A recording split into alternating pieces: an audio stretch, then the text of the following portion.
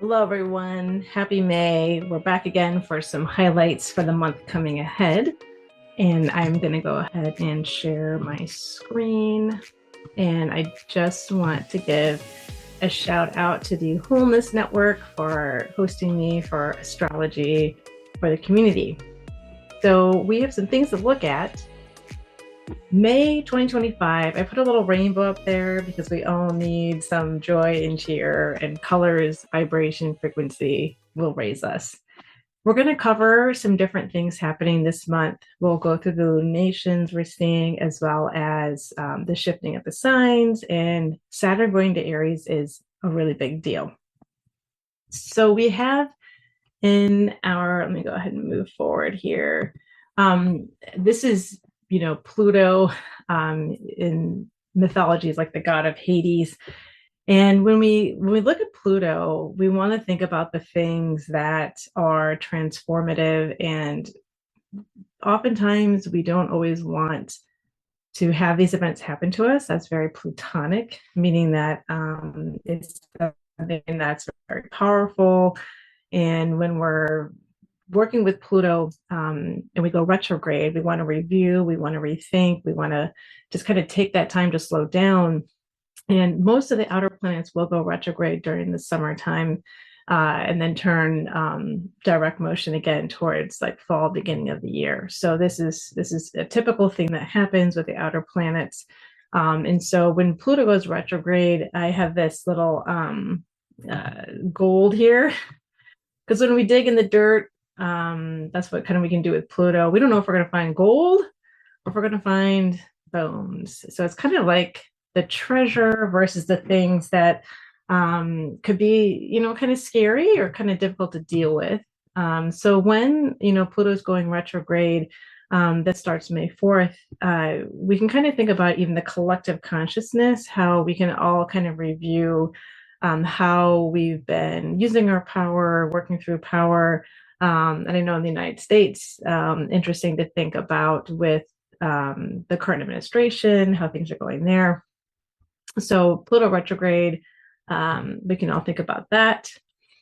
And then next we have the full moon, which will be in Scorpio, which is May 12th, 2025. It's exact at 12:55 in the afternoon Eastern time. So you can just kind of change it for your time zone. And let me bring this over here. So we can see in this particular lunation, we have the sun, and we would say this is conjunct Uranus. So, Uranus is kind of electrical, it's sudden things, it's volatility, it's like that surprise lightning bolt. So this kind of gives this time a sense of, ingenuity, like things being different. But it could also be something kind of out of the blue, something you weren't necessarily expecting. And then obviously we have the sun in Scorpio, which is where we have that full moon opposition where the sun and the moon are directly opposite each other. And with this, we also want to see the interesting thing of Mercury being at 3 degrees Taurus in a pretty much perfect square here with Pluto. And we can think about Mercury as the way we think about things, the way we talk about things, the way we communicate. And, again, Pluto just having gone retrograde here, kind of this intensity, this depth, kind of, I think we had mentioned Peter Gabriel's digging in the dirt previously. So when Mercury and Pluto are in the sky like that, we might be saying intense things. We might be able to talk about the hurt places, kind of focusing what we're interested in learning about. So that's kind of what I want to highlight with this particular full moon. So we're going to clear the drawings, and then we're going to move to the next slide here. Now we move through the zodiac. As the sun moves through the zodiac, we change the signs. And so we finished up Aries. We had moved into Taurus at the end of April 20th here. And, I did this picture through AI, just kind of have fun. It seems like AI is the thing to do now with fun creations, as the Wholeness Network knows. So with the moon, I'm sorry, with the sun in the sign of Taurus, that's the second sign of the zodiac. And there's this earthy energy where we're kind of like rooting in the growth, like we're starting to plant things, we're trying to have things become resources for us. And that's a time of like we're kind of really bringing in the spring in a really rooted, grounded way. And so people who have like the Taurus, sun in Taurus, or, a Taurus signature, they're typically people that are really responsible, reliable, very practical. They love what they love. They could be the foodie people because they just have this pleasure, because Venus rules the sign of Taurus. And so there's a sense of, that pleasure, potential laziness, that just kind of languishing and, binge watching Netflix, that's a Taurian thing, or even like the really soft slippers you put on your feet. And so Taurus is kind of like a fixed sign. It's slower.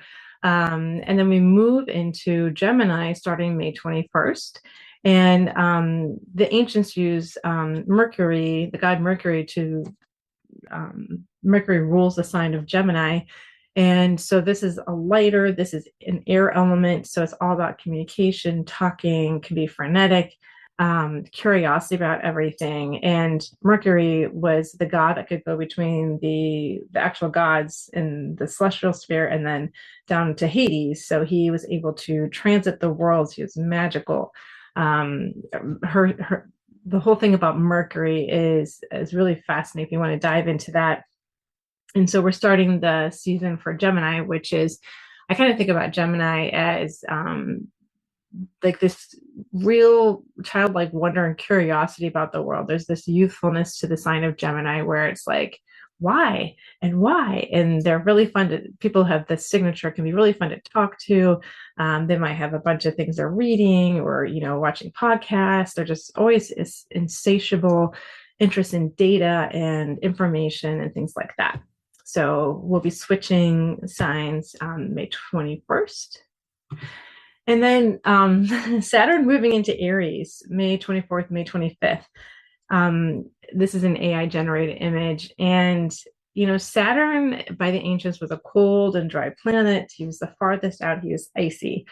And when we think about Aries, Aries is ruled by Mars. And so Mars is fiery. So Aries is a fiery sign. And when we think about Saturn and Aries, Aries is the warrior. And, so Saturn is going to help us kind of maybe have focused explorations, because Aries is this energy of, I want to try something different. I want to be something new. I want to pioneer something. So we could also be talking about what are the boundaries or the things that hold us back. Let's work through those. Let's burn through those. Let's have new ideas regarding those things. And last time Saturn was in Aries was 1996 through 1999. I thought it was neat that there's a NASA mission to Mars. So I thought that was kind of cool. Like, oh, interesting. So maybe it's about space exploration because it's kind of like building. Saturn has this idea about building. And then Aries is something that's, new and taking a risk in some ways, or maybe even some advocacy. So we'll see what that happens with Saturn and Aries, because we're moving all these outer planets again, and like we talked about before, are moving from earth and water signs into air and fire. And so this is more kinetic. There's more kind of things that'll be taking place and happening, I believe. So we'll see, interested to see what happens with that. And then we have the new moon in Gemini, May 26th, and that will be exact at 11:02 p.m. in the Eastern time. And when we look at this new moon, so the new moons are when the sun and the moon are in a tight conjunction, right on top of each other. And so we have Mercury right there. So again, this is a nice communication aspect to really maybe talk about our feelings, talk about the things that really interest us, and anything at 7 degrees of the mutable signs here. We don't really have any, super hard aspects.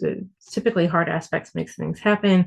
But we do see that Pluto in Aquarius has a nice little trine relationship to this lunation here.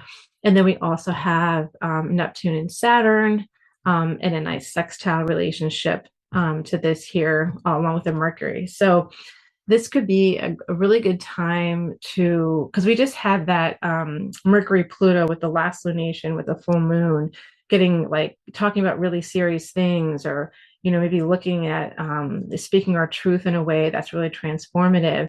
And now we kind of see Pluto in this nice relationship with our conscious, our subconscious, with the sun and the moon, and then having the Mercury there again, giving that flavor of how can we be powerful. I think it's something like an energy steward, like how can the things that we're creating and that we're perceiving in a powerful way are helpful for everybody in some ways. So I kind of think about what's your diet regarding news? Are you reading one spectrum, the other spectrum, reading stuff in the middle? How often are you listening to the news? And then even, talking to your neighbors, talking to the neighbors and generating like a grassroots feeling in your community. I just recently started volunteering at a animal shelter. It's called Paws and Prayers. And it's really interesting because these dogs are just so sweet and cute. I want to take them all home, of course. But I'm starting to walk around these different neighborhoods now that I come once a week. And so I'm starting to like wave to people and things like that. So it's been fun. And it's also giving love to the animals, which I think is important. And so looking at, the Saturn and Neptune together, linking this into the sun and the moon, we can also think about how does our creativity and how does our ability to say we're going to do something become manifest for us. So maybe putting money where our mouth is, and maybe not biting off too much, because that Aries energy can be very, I want to do it all. I want to do it all now. But maybe just kind of slowing back a little bit and then using that discernment. I think discernment's always good to contemplate as well. So this is a quicker talk today because we don't have quite as many things as we've had before. And I think we need a little, after March and April, oh my goodness, right? Like it's been a lot, I feel like. So I just want to have a fun little ending thing here with play the music that makes you feel joyful, and really noticing what you're thinking about, and always kind of shifting back into the things that bring you joy, the things that bring you happiness, because that's kind of like what we're broadcasting out into the world. So I want to throw that out as well as a closing mark. And I want to wish you all well, and I hope you have a fabulous May, and we'll check back in June. So take care. Good to see you. Bye.